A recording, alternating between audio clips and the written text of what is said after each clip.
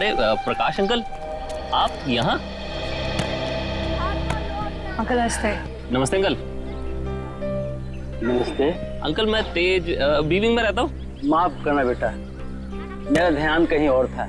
कोई बात नहीं। अंकल आप यहाँ धूप में अकेले बैठ के क्या कर रहे हैं? बेटा सुनील घर की चाबी देना भूल गया, पर फिक्र की कोई बात नहीं, वो आता ही होगा। अंकल तो हम सुनील जी को फोन लगा देते हैं, उन्हें तो आते आते शाम हो जाएगी। अरे नहीं, काम के वक्त उसको फोन करके परेशान मत करो। जैसी आपकी मर्जी अंकल, लेकिन कम से कम आप हमारे घर पे आके इंतजार कर लीजिए। नहीं मुझे चलेगा, मुझे अकेला छोड़ दो।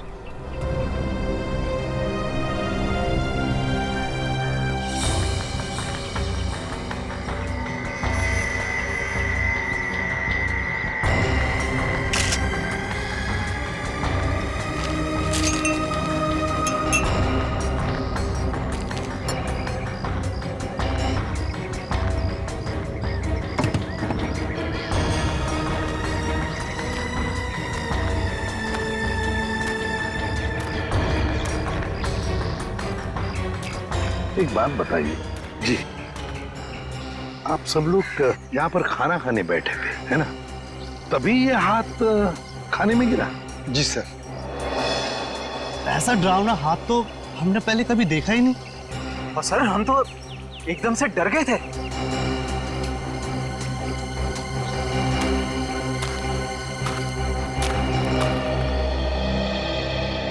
सर आपने हाथ तो देखा ही ना सर, गला नहीं है लेकिन खून पूरी तरह से सूख चुका है। बहुत बुरी हालत से काटा है ये हाथ। अगर ये हालत इस हाथ की है, वही सोच रहा हूँ जिसका ये हाथ काटा गया है उसके और शरीर के हिस्से का किया होगा। सर क्या ये हाथ देख के हम पता नहीं लगा सकते कि ये आदमी का हाथ है या किसी औरत का हाथ है? ये तो साउंड के बताएगा, उसका काम है।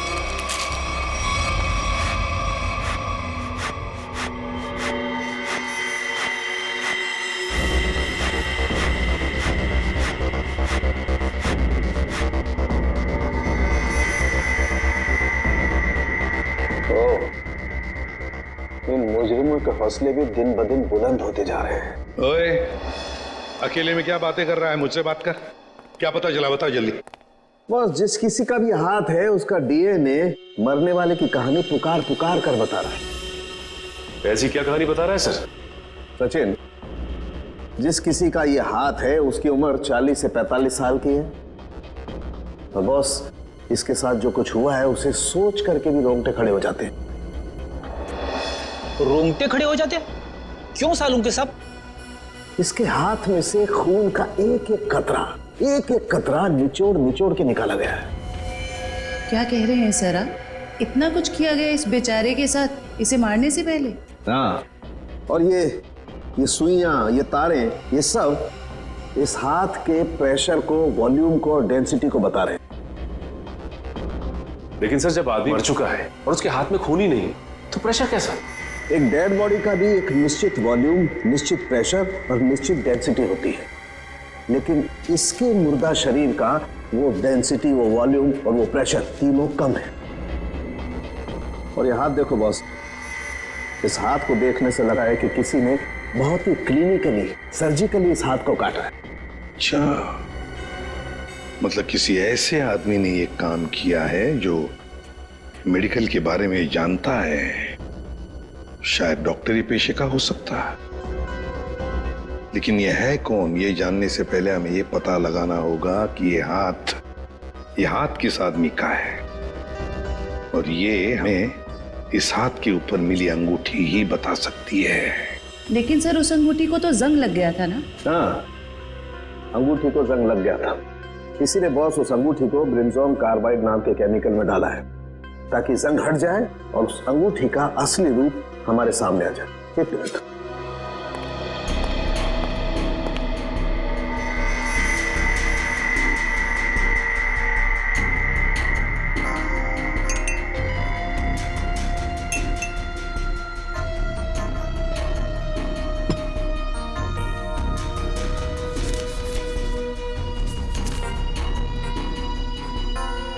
ये देखो बॉस,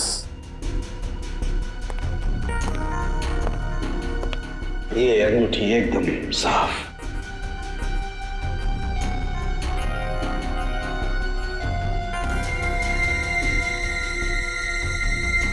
ये क्या है? इस अंगूठी के अंदर 2 अल्फाबेट्स इनग्रेव किए हुए हैं, RV। सर, ये 2 अक्षर R और V, इनसे कैसे पता चलेगा उस आदमी के बारे में? यही तो हमारा काम है ना फ्रेडी, पता लगाना। सिर्फ इन 2 अक्षरों से, R और V। फ्रेडी, इससे भी छोटे सुराग से हमें पता चल सकता है मुजरिम कौन है। सर हो सकता है ये आरवी मरने वाले के नाम का इनिशियल हो सकते हैं, और सचिन ये भी हो सकता है कि वो इनिशियल्स RV पत्नी के भी हो। वो अंगूठी शायद शादी की अंगूठी हो। सर एक और बात, वो अंगूठी प्लैटिनम में बनाई गई थी। सर ऐसी अंगूठियां आसानी से बाजार में मिलती नहीं है, खास ऑर्डर देकर बनवाई जाती है। बिल्कुल सही। बस उस अंगूठी का फोटोग्राफ शहर में जितने भी जौहरी है उन सबको भेज दो। पता चल जाएगा किस जौहरी ने वो अंगूठी बनाई थी और किसके लिए। RV। Yes sir. सर एक बात समझ में नहीं आ रही कि अगर ये खूनी आरवी को मारना ही चाहता था तो आसान मौत भी तो दे सकता था, ये काटने की क्या जरूरत? सचिन मरने वाले की पहचान छुपाना चाहता था, वो पहचान छुपाना चाहता था। सर आपसे मिलने कुछ लोग आए हैं और वो कह रहे हैं कि अर्जेंट है। बुलाओ। आइए। नमस्ते सर। आइए, बताइए क्या बात है? सर एक बहुत ही बड़ी मुसीबत आ गई है, बस आप ही हैं जो हमारी मदद कर सकते हैं। मुसीबत? कैसी मुसीबत? सर हम लोग मोतीलाल नगर की रोज सोसाइटी से आए हैं। हमारे बिल्डिंग में एक बुजुर्ग रहते थे, प्रकाश जी। रहते थे मतलब? क्या आप नहीं रहते? सर कल तक तो थे, सोसाइटी के पार्क में बैठे हुए देखा था हमने उन्हें, बोरिया बिस्तर बांध के बैठे थे। तो आप लोगों ने जाकर उनसे पूछा नहीं कि क्या बात है, क्या तकलीफ है, हैं? पता नहीं सर, हमने उनसे पूछा तो कुछ अजीब सा बड़बड़ाने लगे। सर उनके बाहर बैठने की कुछ ना कुछ वजह जरूर है। क्या वजह हो सकती है? सर उनका सौतेला बेटा सुनील बहुत ही ज्यादा बदतमीज और झगड़ालू किस्म का इंसान है वो। सर हमें लगता है उसी ने ही सामान सहित अपने पिता को घर से बाहर निकाल दिया है। पता नहीं कहाँ होंगे वो। हो सकता है वो अपने ही घर वापस चले गए हों। घर में चेक किया आपने? हम लोग गए थे वहां पे, वो वहां नहीं थे, और हमने सुनील से पूछा तो उसने बोला कि उसे पता नहीं है। सर उससे उनकी कोई परवाह नहीं है। सुनील? हेलो, हाँ कहाँ पे? एक मिनट, आप क्या नाम बताया आपने? मालती? ठीक है, देखिए आप लोग चिंता मत कीजिए, आप सिर्फ उनकी फोटो भिजवाइए हमें, हम देखते हैं। सर मालती नाम की हाउसवाइफ इंदिरा नगर से गायब है सर। इंदिरा नगर से मालती और मोतीलाल नगर से एक बुजुर्ग, दोनों के दोनों गायब है। इन दोनों के घर जाना पड़ेगा, पूछताछ करनी पड़ेगी।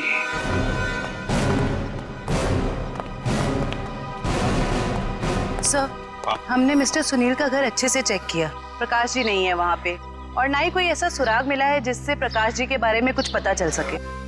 सर मैंने कहा था ना कि मुझे कुछ नहीं पता कि वो कहाँ चले गए। प्रकाश जी तुम्हारे सौतेले पिता थे, तुम्हारे उनके साथ अक्सर झगड़े हुआ करते थे, है ना? क्यों? सर झगड़े होते थे, पर किस घर में झगड़े नहीं होते। इसमें सौतेली वाली बात कहाँ से आ गई सर? सगे बाप बेटों में भी तो झगड़ा होता है ना।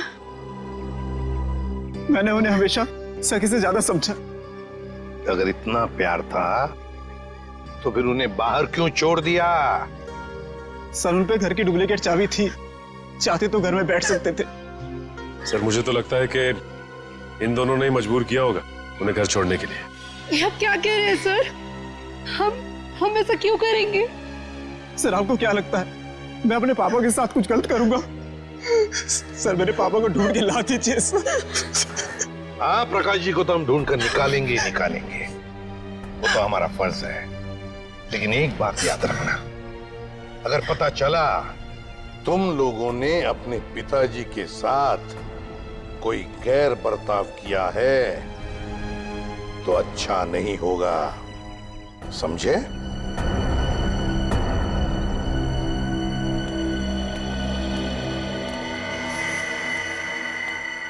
सर, ये वो लेटर है जो मालती छोड़ के गई थी। जरा बच्चों को अंदर लेके जाओ।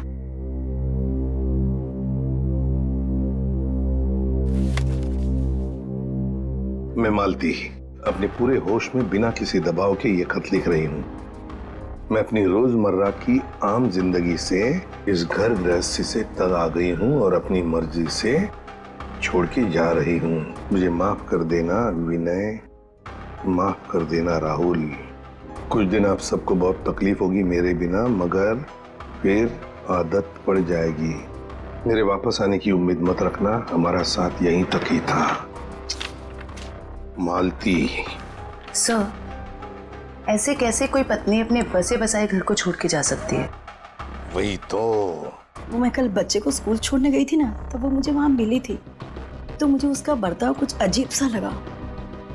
कुछ अजीब सा लगा मतलब? कैसा लगा आपको? मतलब वो बच्चे के सामने रो रही थी सर। हमेशा अपना और पापा का ख्याल रखना।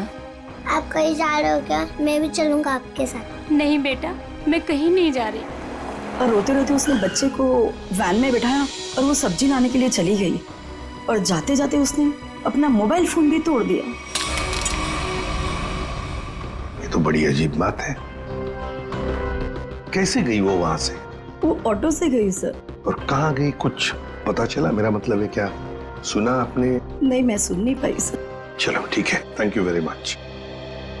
सचिन, मोतीलाल नगर और इंदिरा नगर के जितने भी रिक्शा वाले हैं उन सबको प्रकाश जी और मालती के फोटोग्राफ्स दिखाओ। एक्सक्यूज मी भाई साहब, इस आदमी को आपने यहाँ कहीं देखा क्या? नहीं सर, इनको कभी नहीं देखा। अरे आप ध्यान से देख के बताइए, हो सकता है कभी आपकी टैक्सी में बैठे हो। टैक्सी में तो दिन भर में बहुत लोग बैठते हैं साहब, हर किसी का चेहरा याद रखना मुश्किल रहता है। शुक्रिया।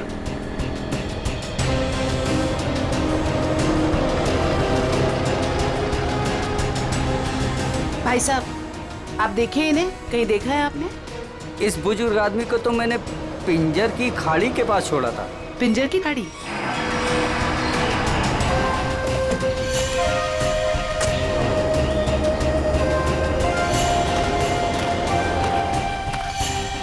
साहब, ये औरत कल पक्का मेरे साथ मेरे ही ऑटो में गई थी। अरे मैडम, यहाँ इस सुनसान जगह पे कहाँ रुकवा दिया ऑटो? आगे सारा जंगल ही जंगल है। और साहब एक और बात बताऊं, वो औरत ना मुझे बड़ी अजीब सी लग रही थी साहब। पूरे रास्ते रोती हुई गई और मोटी डोंगरी की गुफा के पास इसने मेरी ऑटो रुकवाई और उतर के चली गई। मैंने कहा भी कि मैडम अपने बाकी के पैसे तो लेते जाइए, लेकिन उसने पीछे मुड़कर देखा ही नहीं, बस जंगलों की तरफ बढ़ती चली गई साहब। ठीक है जी सर। अरे जयवंती जरा देखो, देखो जरा ये टैब में, मोटी डूंगी की गुफा और पिंजर की खाड़ी। सर, ये दोनों इलाके तो कुलवाड़ी के जंगलों के आसपास हैं। काफी सुनसान इलाका लग रहा है सर। हाँ, इस इलाके में 20 किलोमीटर तो जंगल ही जंगल है, लेकिन ये दोनों ऐसे घने जंगल में उतरे क्यों?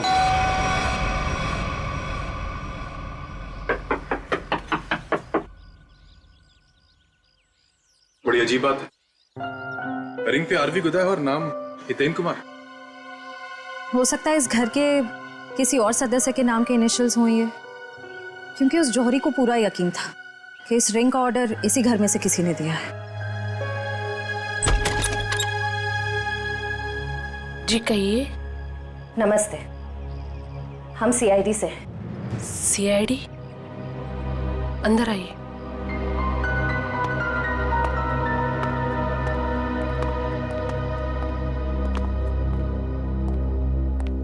जी, हितेन ठीक तो है ना? कहाँ है वो? आप उन्हें साथ नहीं लेके आए?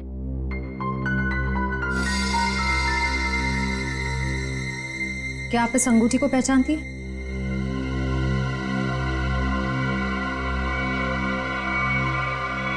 संभालिए अपने आप को। मैम, ये लीजिए।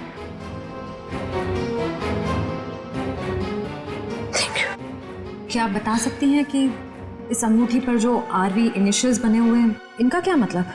अपने माता पिता के नाम पे गुंदवाया था इन्होंने। ससुर जी का नाम राकेश था और सासू माँ का नाम विनीता। मुझे लग रहा था कि जरूर कुछ ना कुछ बुरा हो रहा है, हितेन कभी मुझे बिना बताए घर से गायब नहीं हुए। क्या आप मुझे उन्हें मिलवा सकते हैं प्लीज? मैम दरअसल हमें उनका कटा हुआ हाथ। बस कुछ मत बताइए, मैं और कुछ सुन नहीं सकती। मैं जानती थी हितेन जिस राह पे चल रहे हैं उसका अंत अच्छा नहीं होगा। हमें भी पता चल चुका है कि वो किसी गलत काम में शामिल थे, इसलिए आपने उनके गायब होने की रिपोर्ट नहीं दर्ज कराई। क्या आप प्लीज हमें पूरी बात साफ साफ बताएंगे? दरअसल इन्होंने अपने कंपनी से 10 करोड़ का घोटाला किया था। 10 करोड़ का घोटाला? इन्होंने वो पैसे कहीं और काम पर लगाए। पैसे तो डूब गए, लेकिन जब कंपनी ने उनके पास पैसे की डिमांड की तो उनके पास पैसे देने के लिए एक फूटी कौड़ी भी नहीं थी। फिर क्या, कंपनी ने इनके ऊपर केस कर दिया। हमारा घर नीलाम होने के कगार पर आ गया। मुझे लगा शायद इसलिए ये 3 दिन पहले घर से गायब हो चुके हैं। और इसलिए आपने उनके गायब होने की रिपोर्ट दर्ज नहीं कराई? नहीं, दरअसल अचानक मुझे इनके कंपनी से कॉल आया, किसी ने कंपनी की रकम चुकता कर ली है। मैं खुश हो गई कि शायद ही अब वापस आएंगे। एक मिनट, वो 10 करोड़ रुपए जो हितेन ने कंपनी से चुराए थे वो किसी और ने चुकते किए? किसने? पता नहीं, किसी ने इनके कंपनी के अकाउंट में वो रकम डलवा दी थी और एक चिट्ठी छोड़ी कि ये रकम वही है जो हितेन ने उनकी कंपनी से ली थी। बड़ी अजीब बात है मैम, कोई और हितेन के पैसे क्यों चुकाएगा, वो भी 10 करोड़? इसके पीछे जरूर कोई गहरा राज है। मैम, आपके रिश्तेदारों ने या दोस्तों ने हितेन को ढूंढने की कोशिश नहीं की? कोशिश की न, हितेन की गाड़ी भी मिली गुलवाड़ी जंगल के पास, लेकिन हितेन का कुछ पता ही नहीं चला। गुलवाड़ी जंगल?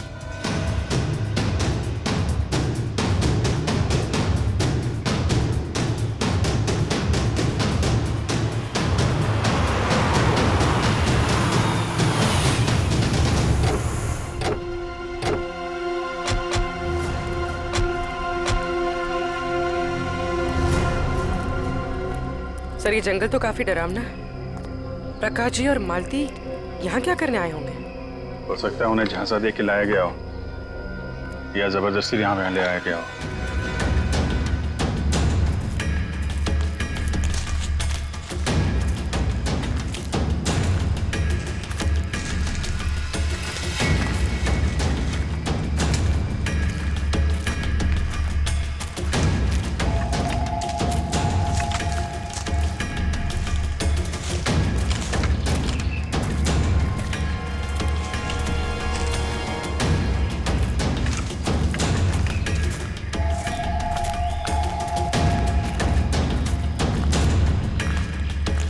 एक मिनट अभिजीत, वो देखो।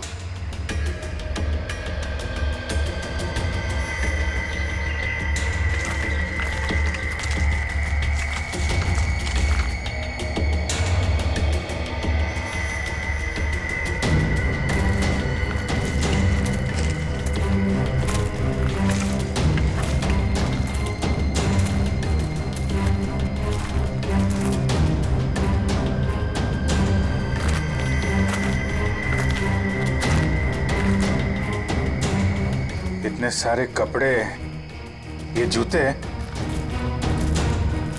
ओह माय गॉड, खून देखा? Oh no.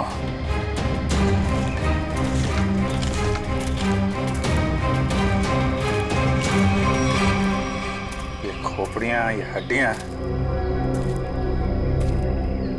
ये जंगल के अंदर चल क्या रहा है?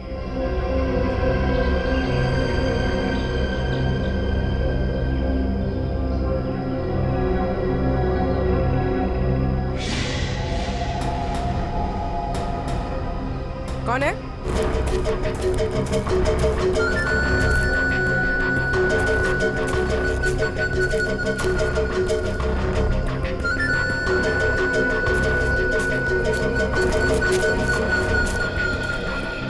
क्या हुआ? वहां तो कोई नहीं है सर। सर वहां पे कुछ था सर। सुनसान जंगल में कौन हो सकता है? ये तो सारे कपड़े, जूते और ये हड्डियों को देखकर लग रहा है कि अलग अलग उम्र के लोगों को शिकार बनाया गया है। बहुत खतरनाक अपराधी है, मासूम भोले भाले लोगों को यहाँ बुला के मार डालता है।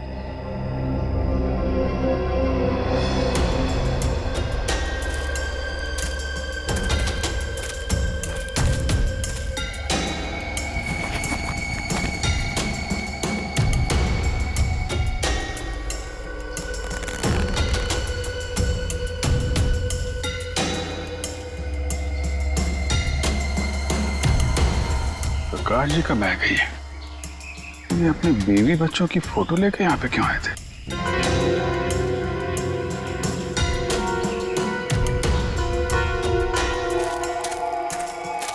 ए रुको,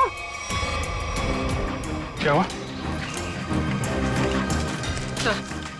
सर वहां पर कुछ अजीब सा था सर। गाड़ी क्या हुआ सर? सर जमीन में कोई आया है? तुम लोग देखो जरा जाके।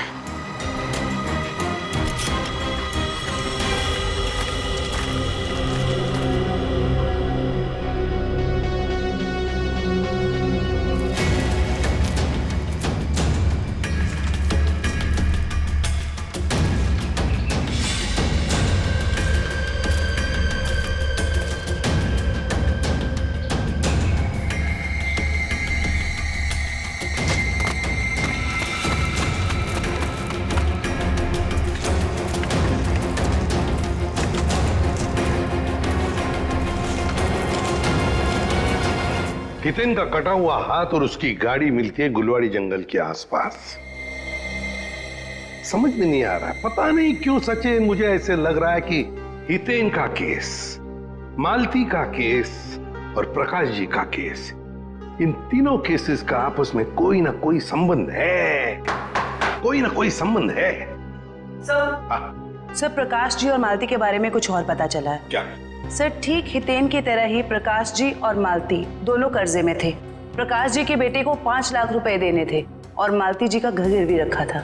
सर दोनों के गायब होते ही इन दोनों का कर्जा किसी ने चुका दिया। हितेन भी कर्जे में था, मालती भी कर्जे में थी, प्रकाश जी भी कर्जे में थे। तीनों के तीनों गायब होते, तीनों के तीनों आखिरी बार दिखाई पड़ते हैं गुलवाड़ी जंगल के आसपास। काम करते हैं उस लाइन पर, गुलवाड़ी जंगल के लाइन पर जितने भी ऑटो रिक्शा वाले और टैक्सी वाले धंधा करते हैं, सबको यहां लेकर आते हैं। सब हम लोगों को क्यों बुलाया? इसलिए बुलाया है कि हमें तुम लोगों की मदद चाहिए। हम क्या मदद कर सकते हैं साहब आपकी? देखो, खैरगांव से गुलवाड़ी के जंगल के रास्ते पर तुम लोग अपनी अपनी गाड़ियां चलाते हो, है ना? साहब टैक्सी तो पूरे शहर में घूमती है। हाँ, लेकिन सारी टैक्सियां गुलवाड़ी भी नहीं जाती, सिर्फ वही गुलवाड़ी जाती है जो खैरगांव से होकर जाती है। हाँ साहब, गुलवाड़ी पर आकर तो रास्ता ही खत्म हो जाता है, उसके बाद तो घना जंगल आता है साहब। बस तो उसी जंगल के बारे में हम लोग जानना चाहते हैं। वैसे वो रास्ता बहुत सुनसान है ना? हाँ साहब। तो फिर ऐसे सुनसान रास्ते पर ज्यादा लोग तो जाते नहीं होंगे, गिने चुने ही लोग जाते होंगे, है ना? हाँ साहब, बिल्कुल। तो एक बात बताओ, पिछले 2-3 महीनों में क्या तुम लोग किसी पैसेंजर्स को उस रास्ते पर लेके गए थे? याद करो। हाँ साहब, मुझे याद है साहब। मैंने पिछले 3 महीनों में उस रास्ते पर 2 अलग अलग लोगों को छोड़ा है। मैंने भी एक सवारी को छोड़ा था साहब पिछले महीने। साहब पिछले महीने मैंने भी एक सवारी छोड़ी थी, वो एक आदमी था। तो क्या लोगों के चेहरे याद आ रहे तुमको? साहब चेहरा तो नहीं याद, पर उसकी बातें जरूर याद है। बहुत परेशान था वो, किसी से फोन पे कह रहा था कि मैं आ रहा हूँ, कुछ परेशानी तो नहीं होगी ना? साहब मुझे याद आया, मालती जी के अलावा मैंने एक लड़की को भी छोड़ा था और वो लड़की पूरे रास्ते रोती रही। साहब मुझे तो लगता है कि वो लड़की घर छोड़कर भाग कर आई थी। हाँ साहब, और गुलवाड़ी के रास्ते पर उतर गई वो। मैंने अपने सवारी से बोला था यहाँ पर ऑटो और टैक्सी नहीं मिलेगा साहब, पर उसने कोई जवाब ही नहीं दिया। सर ये तो बिल्कुल प्रकाश और मालती के केसेस जैसा है। हाँ श्रेया, ये तीनों के तीनों केसेस एक जैसे ही हैं और जरूर और भी ऐसे केसेस होंगे। लेकिन हितेन, प्रकाश और मालती, इन तीनों के जिसने भी कर्जा चुकाया है उसी ने इन तीनों को गायब भी किया है। समझ में नहीं आ रहा है ये सब करने के पीछे ये खोने का मकसद क्या है? मकसद तो पता नहीं अभिजीत, लेकिन इतना जरूर कह सकती हूँ कि ये एक हॉट ब्लडेड मर्डर है। सोचा समझा किया गया अपराध जो किसी पढ़े लिखे आदमी ने किया है। पढ़े लिखे आदमी?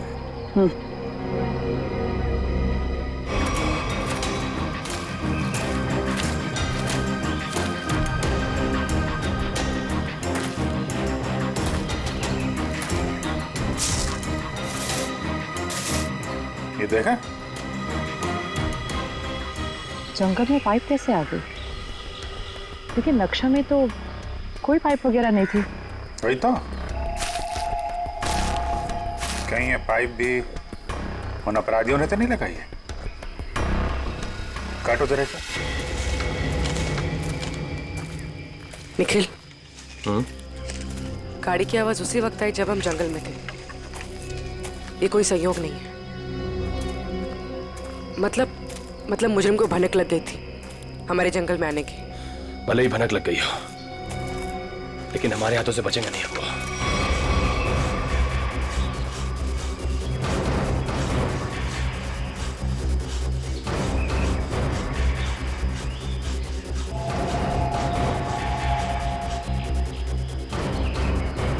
बदबू आ रही है। खून? पाइप में खून है। लोगों को मार के, उनकी लाशों को काट के इस पाइप में से खून भेजा जा रहा है। इसे एक आदमी का काम नहीं है, ये पूरा का पूरा गिरोह है। ये पाइप हमें उन तक पहुंचाएगा। सर मैंने मिसिंग पर्संस ब्यूरो से पता लगाया। सर जंगल के पास जो जो लोग गायब हुए थे वो सब कर्जे में डूबे हुए थे। जो जो लोग उस गुलवाड़ी जंगल में गायब हुए सब कर्जे में डूबे हुए हैं। मतलब मेरा शक सही था। ये कोई संयोग नहीं, सोच समझ के बनाया हुआ प्लान है ये, कर्जे में डूबे लोगों को निशाना बनाने का। सर लगता है ये कोई सीरियल किलर है जो कर्जे में डूबे लोगों को ही अपना शिकार बना रहा है। सर सचिन हो तो हम पता लगा ही लेंगे। ये प्रकाश, हितेन और मालती, इन तीनों के फोन रिकॉर्ड चेक किए? Yes sir. क्या पता चला? सर इन तीनों के फोन रिकॉर्ड्स में 3 नंबर ऐसे हैं जो कॉमन है। किस किस के फोन नंबर्स है वो? सर 2 नंबर तो बंद आ रहे हैं और तीसरा नंबर किसका है इसका पता नहीं चला है। लेकिन सर इस तीसरे नंबर से किसी जया को फोन किया गया है परसों।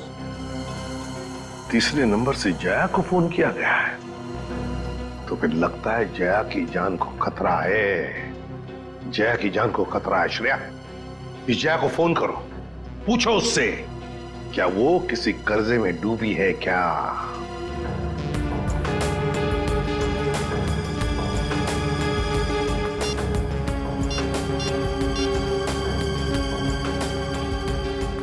जया? निखिल, ये देखो टायर के निशान। टायर के निशान? अगर टायर के निशान यहाँ है तो गाड़ी भी कहीं आसपास होनी चाहिए।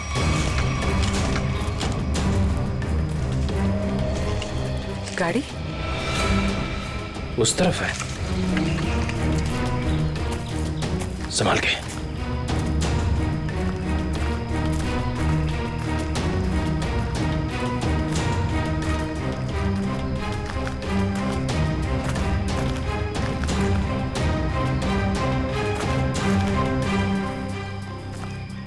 यहाँ तो आसपास कोई नहीं है।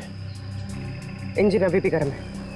मतलब जो कोई भी इस जीप में आया है यहीं आसपास है। इतने सारे डब्बे?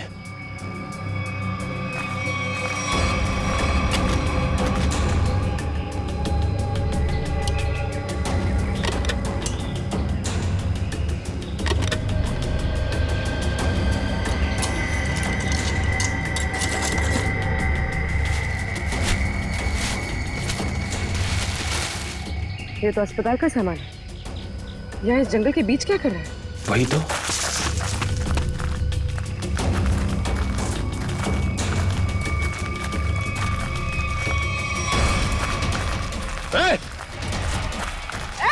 रुक!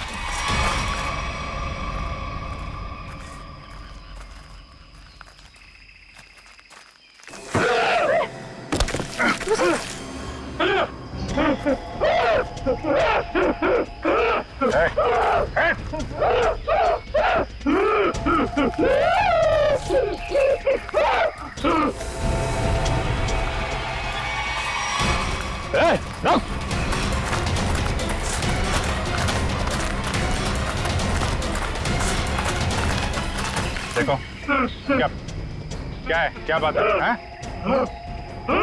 तुम बोलो, क्या बोलना चाहते हो? कहीं से तो को नहीं मारा। मैं इसकी दिमागी हालत देख के तो नहीं लगता ये। देखो ठीक है, तुम जाओ यहाँ से अभी। चलो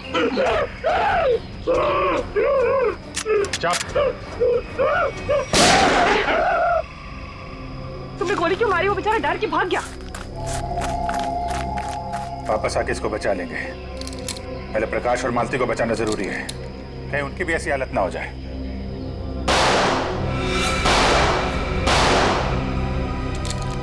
गोली की आवाज?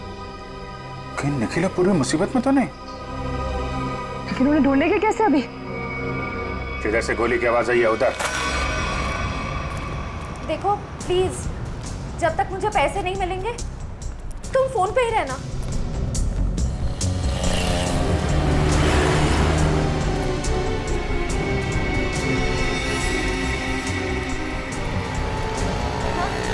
मुझे दुकान दिख गई, मैं आ रही। नहीं, तुम फोन मत रखना प्लीज प्लीज, मैं पहुंच गई।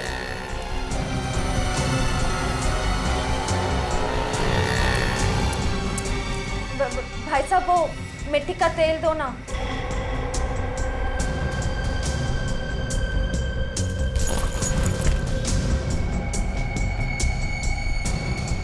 मैं सीआईडी ऑफिसर, सीधे से बता दे किसके इशारे पे तूने मुझे बैग दिया, वरना ससुराल की सैर करनी पड़ेगी। वो जा रहा है, नीली कमीज वाला, फोन पर। मयूर, इशिता, वो ब्लू शर्ट वाला। बस बहुत घूम लिया। तुम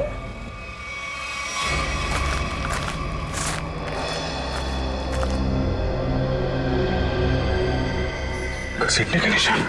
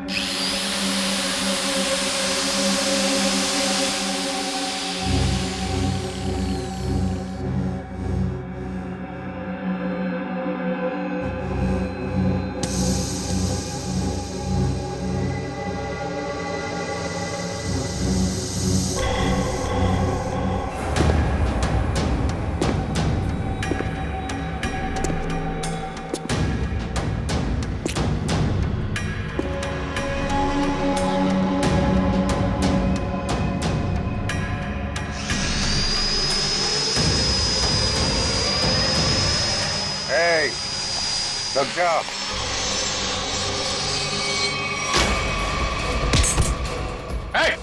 रुक जाओ, नहीं तो इसकी खोपड़ी उड़ा दूंगा।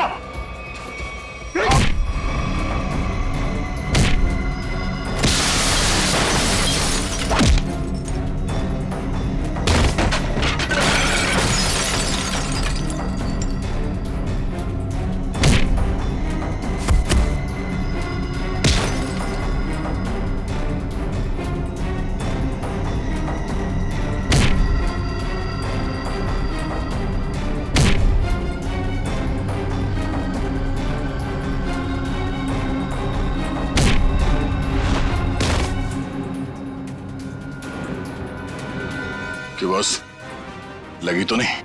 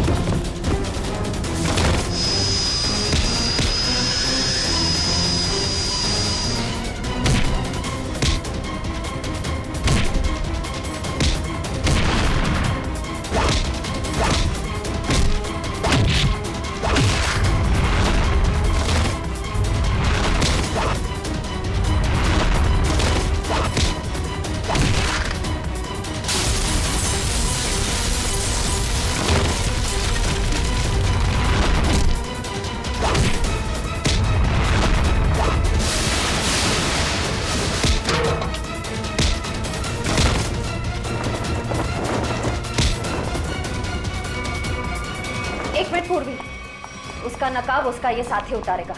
उतार उसका मास्क। सर, ये वो लेटर है जो मालती छोड़ के गई थी।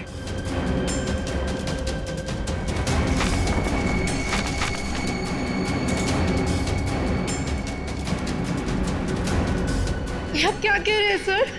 हम ऐसा क्यों करेंगे? पैसों की लालच में तुम इतनी गिर गई, तुमने इंसानियत को शर्मसार कर दिया। यहाँ तक कि अपने पिता समान ससुर तक को नहीं छोड़ा तुमने।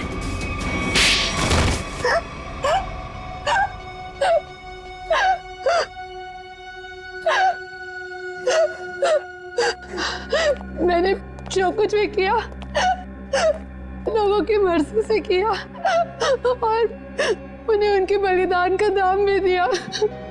गलत। लोगों की मजबूरी का नाजायज फायदा उठाया तुम लोगों ने। उनके शरीर के अंगों का काला कारोबार कर रहे थे तुम लोग। क्यों? क्योंकि आपकी सरकार ने मेरा डॉक्टर का लाइसेंस कैंसिल कर दिया था। कमाल है, तुम्हारा लाइसेंस रद्द कर दिया तो तुमने लोगों को मारना शुरू कर दिया।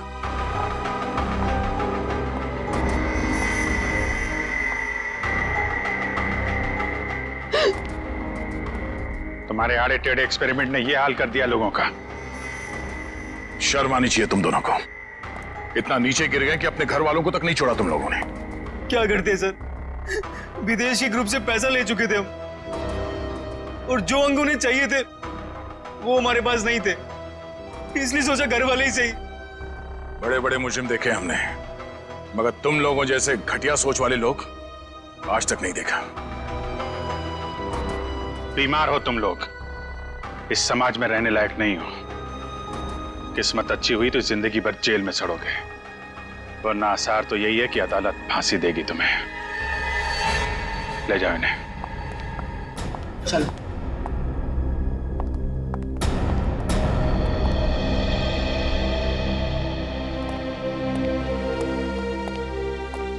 इनका किसी अच्छे अस्पताल में इलाज करवाते हैं।